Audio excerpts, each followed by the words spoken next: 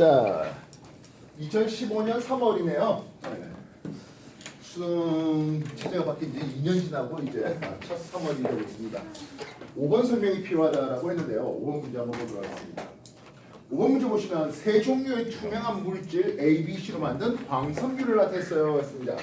우리가 기본적으로 광섬유라고 할 때 굴절율이 다른 두 유리로서 이 광섬유 광케이블을 만듭니다. 안쪽에 있는 놈이 코어고요. 바깥쪽에 있는 걸 클래딩이라고 부르는데요. 이때 코어는 좀 더 밀한 매질이었습니까? 소한 매질이었습니까? 밀한. 예, 코어가 밀한 매질이었죠. 네. 밀한 매질이라는 것은 당연히 굴절율이 좀 더 큰 매질입니다. 그래서 코어에서만 빛이 전반사하면서 데이터 통신이 이루어지고 있습니다. 클래딩으로 빠져나가진 않거든하는 내용이에요. 이해됐습니까? 예. 그렇기 때문에 광섬유 P는 누가 코어입니까? A가 코어죠. 네. 이해됐습니까? 네. 그래서 A가 코어였고요. 그리고 B는 클래딩이라고 얘기되고 있습니다. 광섬유 Q도 A가 코어였고 B가 C가 코어였습니다. 확인됐습니까? 근데 우리가 전반사 임계각 사인 I 크리티컬 임계각은 어떻게 표현됩니까 하면 상대 굴절률 분의 1로 표현되고 있었습니다. 확인됐습니까? 네. 코어 클래딩 사이 임계각은 P가 좀 더 크더랬습니다. P 쪽은 임계각이 크다는 뜻은 상대 굴절률은 작다 되죠. A와 B의 굴절률 차이가 작은 거예요. 이해되셨어요? 네. 이겠나요? 반면 C는 B와 굴절 차이가 더 크다라고 할 수 있습니다. 이해됐습니까? P는 임계각이 크다 그러면 상대 굴절률은 작다. A와 B의 굴절률 차이가 작았다. 그러면 굴절률은 C가 제일 큰 놈이었구나. 이렇게 판단할 수 있겠습니다. 이해됐어요? 네. 그렇게 해서 5번 문제 답을 낼 수가 있겠습니다. 정리해 주시기 바랍니다.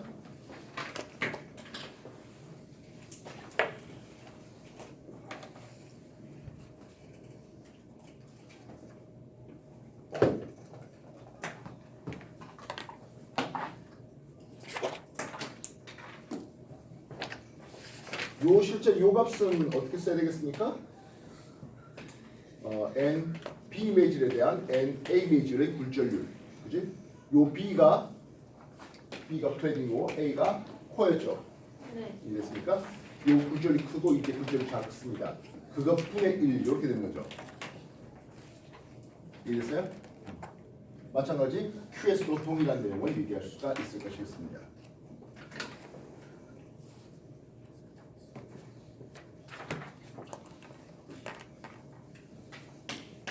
7번 볼까 하겠네요. 7번 그림은 동일 직선상에서 같은 방향으로 운동하는 물체 A, B가 충돌하기 전과 후의 모습이에요 해놨습니다. 그래프에서 A, B의 위치를 시간에 따라 나타냈고요. 질량은 A가 B의 2배입니다 라고 해놨습니다. X축 시간축에 Y축 위치축을 줬는데요. A라는 놈은 0에서 2초 만에 4m를 갔습니다. 되겠습니까? 따라서 충돌 전 A의 속도는 2초 만에 4m 가니까 2m/s이라고 볼 수 있겠습니다. 확인됐습니까? 그럼 B는 어떻게 갔습니까? 근데 B는 3이라는 위치에서 4까지 갔죠. 충돌 전 VB는 0.5m/s였을 겁니다. 이해됐습니까? 네. 자, 그렇다면 합해갖고 4초 만에 7까지 가는 것 같네요. 맞습니까? 그지? 네. 그러면 2초 만에 3m 가는 상황이잖아요.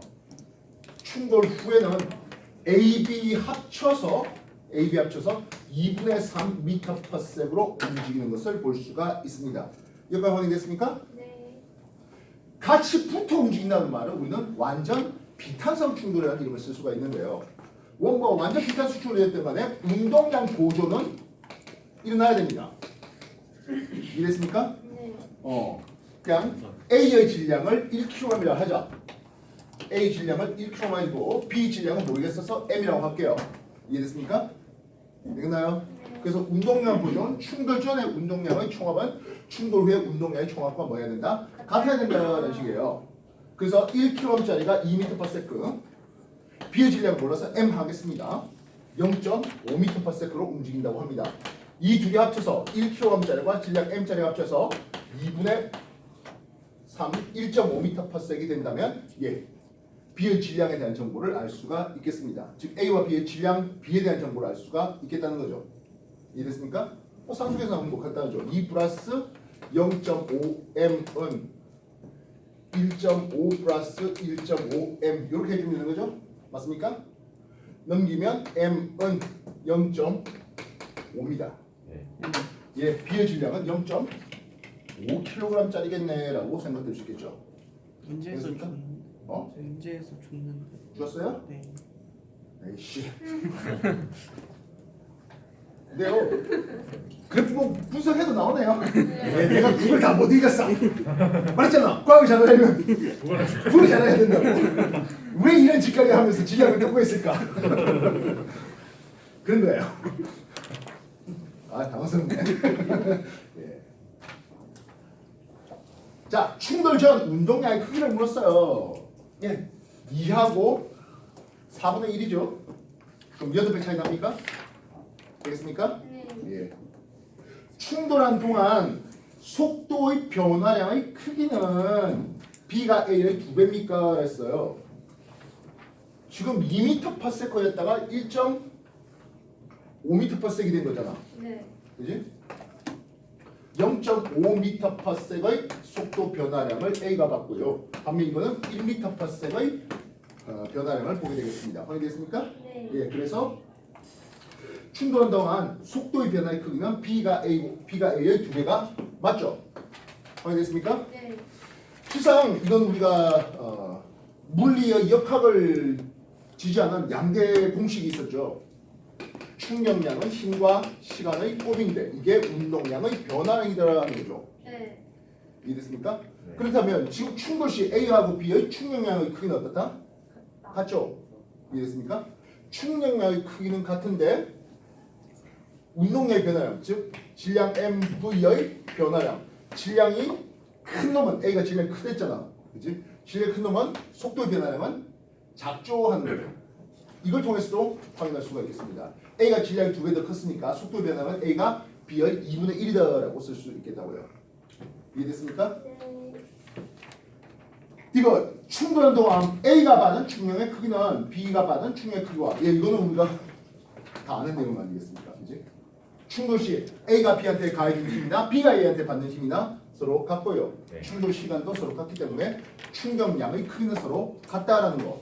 충돌에서 가장 많이 나오는 내용입니다. 이해됐어요? 네. 내가 오토바이 타고 가다가 팔도 트럭 꽝 부딪혔어. 팔도 트럭이 받는 힘이나 오토바이가 받는 힘이나 같아요. 똑같다는 거죠. 충돌 시간도 같고 그래서 충격량의 크기는 서로 같습니다. 이해됐어요? 네. 그런데요, 방금 말했지만 질량이 작으면 속도 변화가 커요. 속도 변화가 크다는 것은 가속도가 큰 거죠. 나의 질량 M에 대한 나의 가속도 A가 크니까 내가 받는 힘의 크기가 더 커요. 내가 많이 다치는 얘기죠. 혹시 뭐 오토바이 속도를 내고 싶은 뭐 몸에 있는 어떤 DNA가 있다면, 그지? 대학교 올라가서 막 이렇게 뭐 오토바이 갖고 시속 300달리 깨는 사람들도 있는데, 와우. 우와. 가끔 그런 인터넷 영상들 올려면 시속 300 달리는 오토바이들 말입니다. 예, 목숨 내고 달리는 거죠. 예, 뭐 7번 얘기를 해봤더랬습니다. 7번 요식 다시 한번 정리해 주시기 바랍니다. 우리가 물리의 역학을 지배하는 두 가지 공식, 운동량과 충격량 하나 있겠고 무과 에너지 범위겠죠. 7번 정리해 주십시오. 좀 이따가 11번 얘기해 볼게요.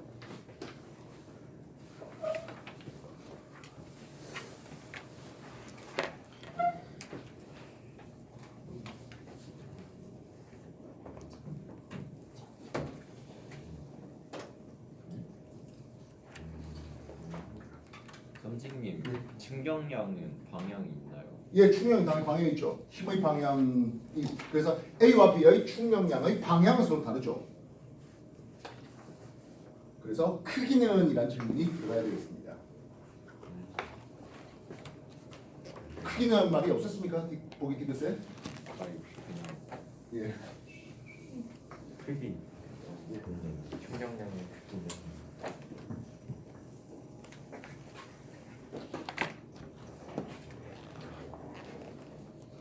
자, 11번 얘기를 해볼까 하시면 11번 문제 보겠습니다.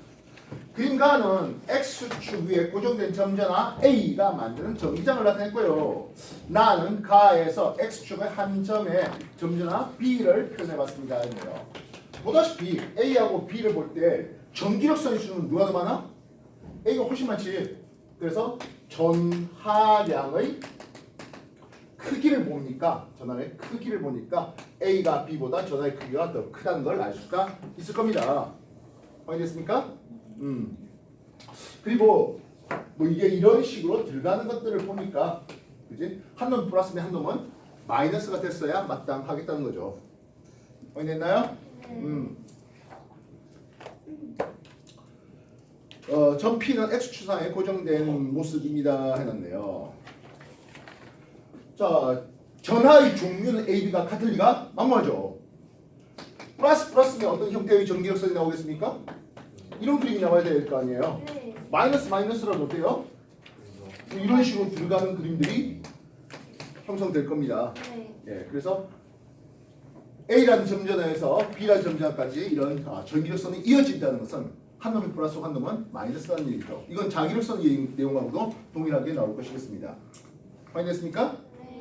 전하량의 크기는 A가 B보다 더 크다. 예. 전기력선의 개수가 훨씬 더 A쪽이 많이 나와 있는 그림들이 보이고 있습니다. 이해됐습니까? 네. 마지막 P에서의 전기장의 세기는 가에서가 나에서보다 더 큽니까 했어요. 여러분 과거 자기장 얘기를 할 때가 있었습니다. B 자기장 하면서 자기장은 단위 면적당 자기력 선의 개수 즉 선속 밀도라고 했습니다.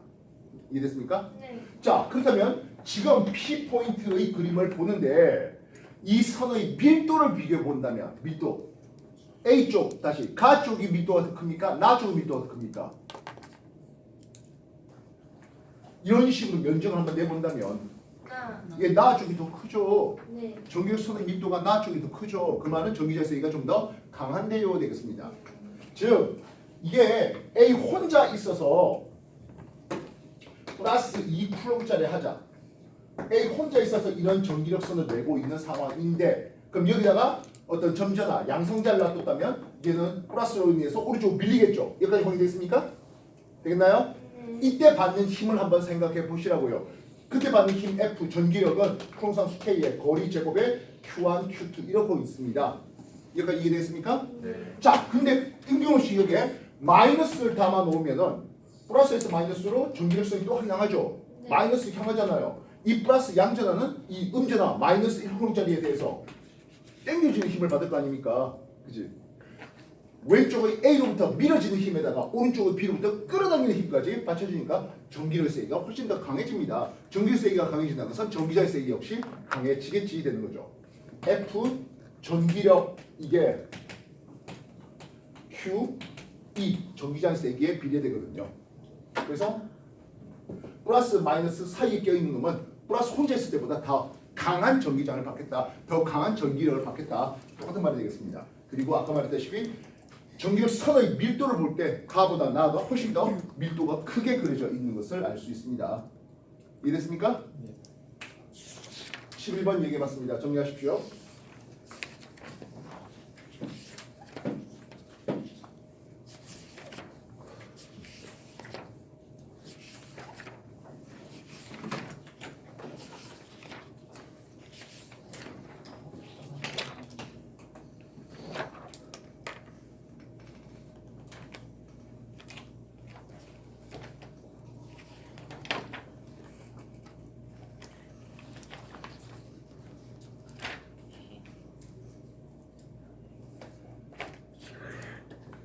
(12번) 문제 보겠습니다.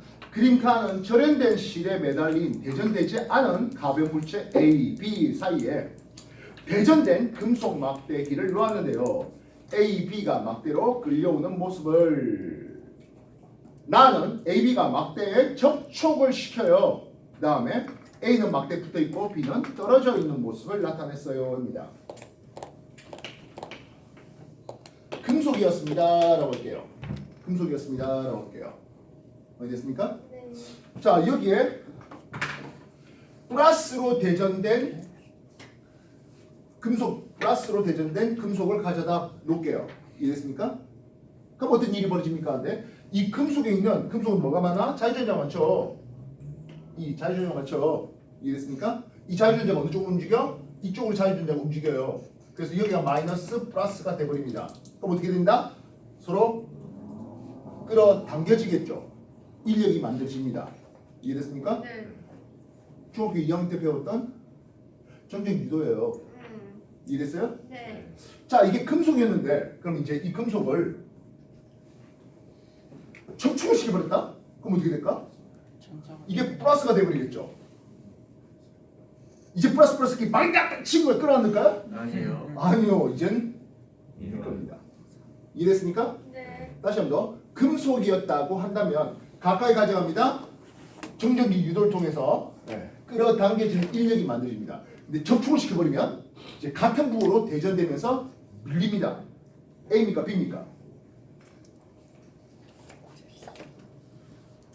네? A입니까? B입니까? 금속은 아, 금속. 12번에서 A, B 중에 누가 금속입니까? B가 금속이네요. 네. 이해됐어요? 네. 네. 당신 지금 중학교 2학년 때 내신을 배웠던 내용이야 이거. 했던 내용이잖아. 네. 네. 다시 한 번 더. 금속이었다고 한다면은 금속에 뭐가 많기 때문에 자유전자가 많아요. 이해됐어요? 네. 금속은 자유전자가 많아요. 플러스가 됐든 마이너스가 됐든 상관없습니다. 가까이 가져가면 정적 유도를 통해서 가까운 쪽은 대전된 것과 반대, 먼 쪽은 대전된 것과 같은 부호가 됩니다. 전자가 오른쪽으로 움직이면서 여기는 마이너스, 이쪽은 플러스가 된다고요. 그러면서 끌어당기는 인력이 만들어진다고요. 그러나 접촉을 시켜버리면 어떤 일이 벌어진다고요? 같은 부호로 대전돼 버리죠. 이해됐어? 네. 그리고 나서 같은 부호니까 멀어지게 됩니다. 그렇다면 이번엔 비금속이네요. 비금속도요. 정적 유도가 일어나요. 근데 비금속에서 이 정전기 유도는 전자가 금속처럼 완전 슝 넘어오는 이런 일이 벌어지진 않고요. 분자 내에서 부분적으로 플러스였다면 여기가 부분적인 플러스, 부분적인 마이너스 이렇게 돼버립니다. 이걸 우리는 유전 분극이라는 이름을 씁니다. 이래서 이런 유전 분극되고 여기도 마찬가지 부분적인 플러스, 부분적인 마이너스, 이쪽도 플러스, 마이너스 이렇게 돼버립니다. 유전 분극. 접촉시키면 어떨까요? 전자 훅 넘어갈까요? 아니요. 그렇지 않겠죠. 근데 마이너스, 플러스 이렇게만 해도 끌리는데 붙여버리면 더 끌리겠군요. 네. 누구예요? A죠. 네. 이해됐어요? 네. 그래서 A는 도체가 될 수, 금속이 될 수는 없어요. 없습니다. B가 돼야 됩니다 하는 거예요. 중2 때 그렇게 공부시켜놨는데 이것들이. 맞았습니다. 당신 맞췄어요? 맞았어요. 잘했어요. 나도 맞았어. 가에서 B에서는 했습니다. 금속이었잖아요. 정적이 유도 현상이 일어났죠. 실상 A에서 정적 유도 현상이 일어나요. 다만 비금속에서 정적 유도를 우리는 유전 분극이라고 또 따로 얘기를 하고 있습니다. 이 유전 분극이 잘 일어나고 이제 전기장을 풀어주었을 때도 유전 분극의 상태를 그대로 유지하는 물체가 있어요. 혹시 이름을 알까요? 한 번만 더 말씀해 주세요. 내가 안 들었던 얘기잖아. 강유전지. 네, 강유전체입니다. 강유전체입니다. 무시하는 거. 그래서 강유전체는 전기를 끊어도 그 플러스 마이너스 부호를 그대로 유지하고 있는. 그래서 여러분들이 뭐 핸드폰 메모리 쓰이는 플래시 메모리 이런 것들에 사용되고 있는 것들이에요. 그리고 이거 옛날에 한번 했던 얘기야. 맞아요. 그랬으면 나에서 B는 금속 막대와 같은 종류의 전압입니다. 아까 봤죠? 플러스 해갖고 밀려 나갔잖아요. 네. 마이너스 해도 똑같은 일이 벌어질 거라고요. 네.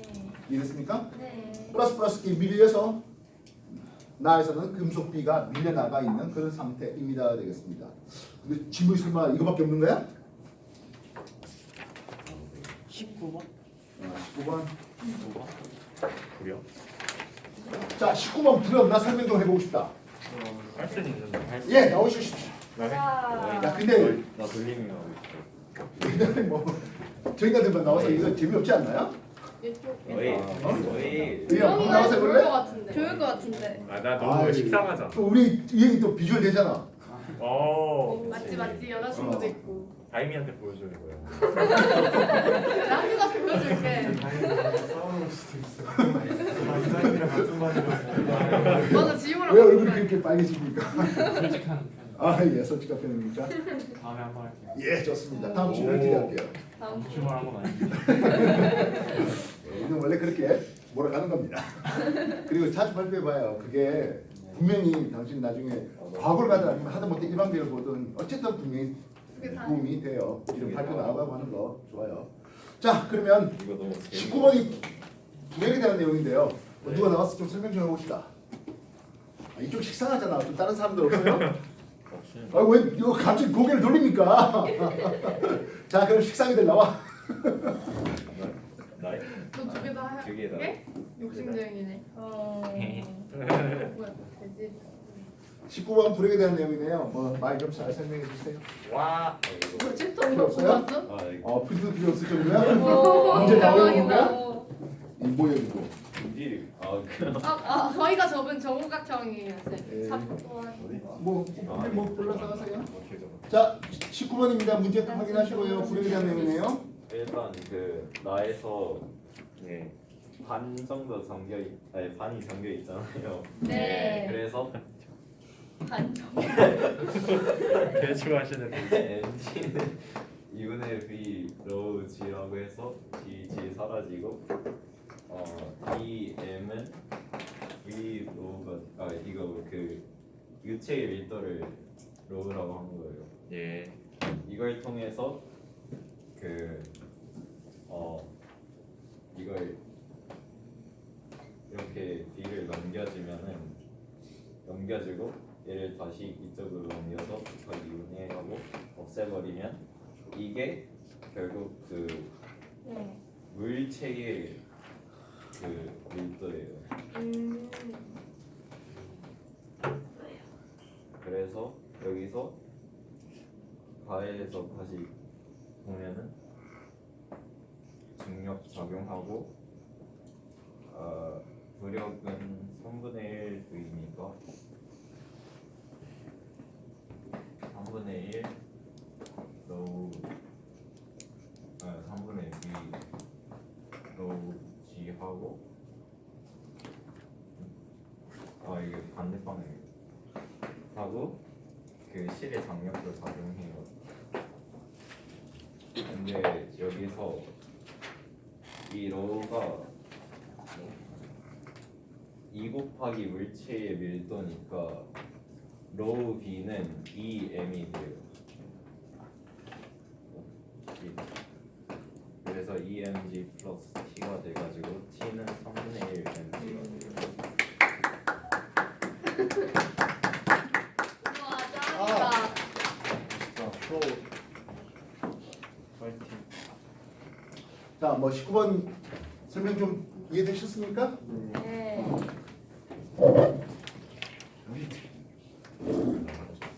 혜성이가 돌리밍도 풀고 싶대요, 나가서. 하자 이거. 얘 암산으로 했어. 맞아요, 쌤. 저 제풀이 없어요. 저는 손 써도 못 푸는데. 왜 그래? 불쌍해. 불쌍하다. 자, 뭐 돌리미만 아마 2주 정도 또는 한 주, 2주 정도 후에 우리가 돌리미 파트를 또다시 서페이트 책에서 공부하게 될 일이 올 겁니다. 자, 요 20번 문제는 잠시 스킵하고 또 다음번 돌리미 한번 싹 공부한 뒤에 맨 앞에 2013년 3월부터 한번 돌리미 또 끌고 문제 풀어보자고요. 알겠습니까? 네. 18번 문제를 한번 볼까 싶습니다. 18번 문제 전력 손실. 요 문제 잘 풀립니까? 18번 문제 잘 풀립니까? 자, 다시 한번 소개하겠습니다. 우리가 발전 전력이라는 게 있어요. 발전소에서 발전을 했습니다. 뭐 P0만큼 발전을 했다라고 해볼 거예요. 이해됐습니까? 네. 그래서 이거를 뭐 V0 곱하기 I0만큼 발전을 했어요. 예를 들어서 100볼트를 그리고 1A를 만들어서 발전 전력을 100W라고 이렇게 한번 소개해 볼까 싶습니다. 근데 이걸 송전선을 통해서 보내는데요. 문제는 이 송전선이 저항이 아예 없는 게 아니에요. 송전선이 저항 R이 있어요. 이해됐습니까? 그래서 송전선에서의 전력 손실을 가져오게 됩니다. 송전선에서 열이 난다는 뜻이에요. 이해됐습니까? 열 에너지가 발생한다는 뜻은 결국엔 여기서 보낸 전력을 100% 수용가에서 다 받아먹지는 못하는 상황이라는 얘기입니다. 전력 손실을 기호로 보통 P'을 쓰고 있어요. P'은 여기 I0의 제곱 곱하기 송전선의 저항 R 합니다. 그래서 만약에 이 송전선의 저항이 25ohm이라고 치자. 자, 숫자 내 맘대로 넣은 거예요. 네. 그러면 전류를 얼마 보낸답니까? 하면 1A를 보내요. 1A 곱하기 1A의 제곱 곱하기 저항 25ohm 하면 20W의 전력 손실을 봐요. 100W를 보내줬는데 20W를 손실받으면 그렇다면 수용가에서 뭐 가정이 됐든 공장이 됐든 여기서 쓸 수 있는 가용 전력 네. 또는 뭐 허용 전력 뭐 어떤 이름을 써도 좋습니다. 이거는 보낸 전력이 있을 텐데요. P0가 있는데요. 전력선에서 손실받았던 P'을 빼야 되겠네요. 네. 결국엔 100을 보냈는데 20 손실받았으니까 80W만 쓸 수 있거든. 자, 이런 패턴이에요. 그럼 이 상황에서 중간에 승합하는 변전소가 있다고 해볼게요. 변전소의 승합 방식은 우리가 상호 유도하면서 배워봤습니다. 네. 코일 가문수가 많아질수록 승합이 되고, 근데 어차피 보내는 전력이 같기 때문에 승합을 시키면 1000볼트로 승합을 시키면 전류는 10분의 1A로 전압을 10배 올리면 전류는 10분의 1로 줄어들게 됩니다. 이해됐습니까? 즉 N배의 V0로 보내면 N분의 1 I0로 전류가 줄어들게 되거든 하는 상황이에요. 이해됐습니까? 네. 그러면 새로운 P 더블 프라임 전력 손실은 하겠습니다. 전류가 N분의 1로 흘러간다 했죠. 제곱에 R 됩니다. 전류가 0.1A 흘러갑니다. 0.1A의 제곱 곱하기 저항 20 하니까 0.02 맞나? 0.2W만 손실받게 됩니다. 이해됐습니까? 네. 그리고 수용가 앞에서 전압을 다운시켜 주는 거죠. 그렇다면 여기서 새로운 가용 전력은 100W 보내줬는데 꼴랑 0.2만 손실받았기 때문에 99.8W만큼을 쓸 수 있거든 하는 겁니다.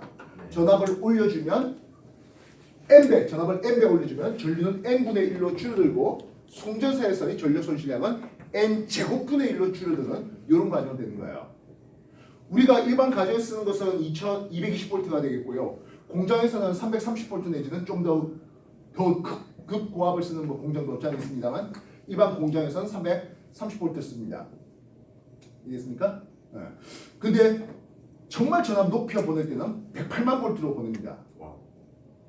아쉽게도. 그럼에도 불구하고 우리나라에서 발전 전력의 약 3분의 1은 전력선에서 전력 손실납니다. 왜냐하면 최대 발전 전력이 발전소는 어디 있습니까? 하면 남해안에 있죠. 남동해안에 그렇게 원자력 발전소, 뭐 울진, 뭐 고리 이런 데 있습니다. 근데 제일 많이 쓰는 곳은 어디입니까? 하면 당연히 수도권이죠.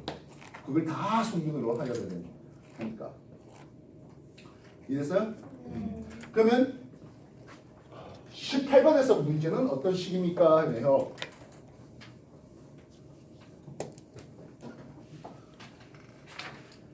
(18번) A는 수력 발전이었고요. 송전 전력이 P0였어요. 송전 전력이 P0였는데 여기에다가 뭐 중간에 글자를 하나 넣을게요. 송전선의 저항이 있었는데 그 앞에 표를 하나 더 만듭시다. 그래? 송전이 V0 곱하기 I0만큼 보냈구나. 이렇게 말입니다. 이해됐습니까? 송전 저항이 R만큼 썼습니다. 그리고 손실 전력을 봤네요. 손실이 P5가 어때요? 이건 I 제곱 R이거든. 이렇게 기준 A 하나를 만들어 놓는 겁니다. 이해됐습니까? 그럼 B는 어떻게 보냈습니까? 하는데요. 10배의 P0로 보낸데 송정적 저항이 R이래. 그리고 4P'의 손실 전력을 받는데요. 저항값은 R 그대로였잖아요. 네.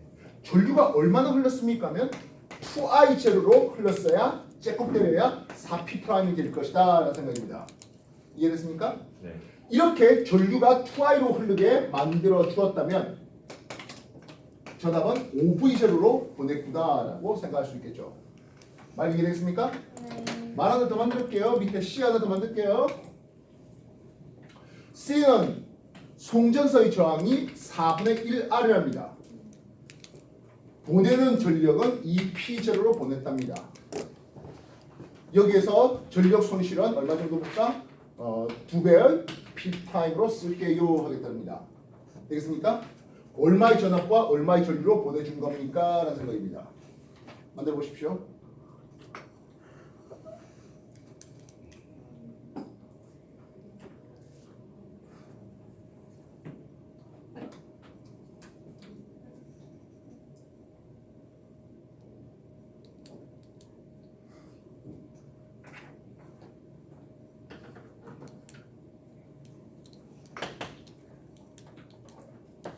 (4분의 1R이었잖아) 네.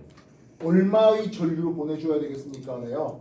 루트 8I 제로로 제곱 때리면 이만큼 나올 거 아니야. 네. 네. 루트 8이면 뭐 2루트 2겠지. 네. 2루트 2I 제로 보냅니다. 전압은 루트 2V 제로 보내면 아니. 네. 1 루트 2분의 1로 보내면 네, 이렇게 될 수 있겠군요. 네. 이런 정도예요, 많은 거. 알겠습니까? 보겠습니다. A, B 발전소 모두 전자기 유도 현상을 위해서 전기를 생산합니까 했어요. 우리가 전기 에너지를 만들 수 있는 방법이 크게 한 3가지를 가르쳤는데요. 실제로 뭐 4가지 가르친 것 같습니다. 대표적인 것이 이제 패러데이 법칙을 이용한 전자기 유도입니다. 기전력을 발생시킬 수 있는. 이해됐습니까? 네. 자석 속에서 코일이 움직인다 또는 코일 속에서 자석 움직인다 하는 이런 방법이 있네요. 이거 말고 또 다른 방법이 뭐 있을까요? 화학 전지를 이용해 보는 것들이죠. 금속의 산화하는 정도를 차이를 이용하는 것들입니다. 화학 전지, 직류 전기가 만들어집니다. 또 뭐 있을까요? 광주 효과가 있었죠. 예, 태양광 발전입니다. 태양열 발전 아니에요. 태양광 발전, 태양 전지를 이용합니다. 이거 역시 직류 전기가 만들어집니다. 전자기도는 기본적으로 교류 전기가 만들어진다 했습니다. 뭔가 터빈이 돌아간다 하는 말입니다. 물론 터빈 돌아가는 과정에서 직류 전기를 만들 수도 있으나 이 정유자라는 것 때문에 효율이 많이 떨어져요. 뭐 그 외에 뭐 열전대라고 해가지고 하나 더 있긴 합니다. 금속의 온도 차이를 이용해서 전기를 생산하는 방법이 하나 더 있는데 일반적으로 쓰이는 장소는 아니에요. 그 열전대는 주로 어디 쓸까요? 한 40년 전에 내보낸 보이조원에서 사용하고 있는 방법입니다. 그는 멀리 심우주로 가다 보니까 태양 에너지를 받아서 태양 전지를 이용할 수 있는 성질은 아니죠. 지구 주위를 도는 인공위성이면 당연히 태양 전지를 이용할 수가 있겠으나 말입니다. 알겠어? 어쨌든 전자 유도 현상을 이용한 것은 맞고요.